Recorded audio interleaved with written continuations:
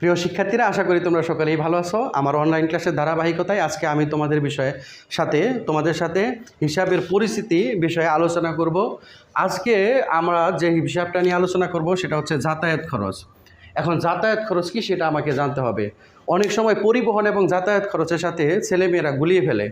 পরিবহন শুধু পণ্যের গাড়ি ভাড়া, মানে মালের গাড়ি ভাড়া, আর মানুষের আসা যাওয়ার জন্য যে গাড়ি ভাড়াটা বহন করে কোম্পানি বা প্রতিষ্ঠান, সেটাকে বলা হবে এই যাতায়াত খরচ। অর্থাৎ প্রতিষ্ঠানে কোনো কর্মচারী এবং মালিক এ টু জেড, মানে প্রতিষ্ঠানের সাথে সম্পৃক্ত যারা আছে, তাদের আসা যাওয়ার জন্য যত রকমের পরিবহন খরচ আছে সমস্ত কিছুকে আমরা যাতায়াত খরচ হিসেবে অন্তর্ভুক্ত করব।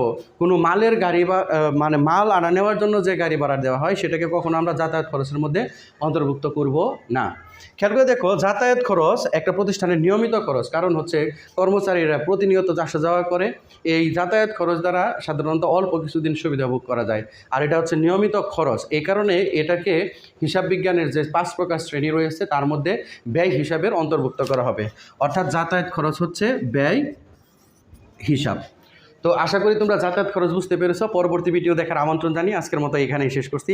আল্লাহ হাফেজ।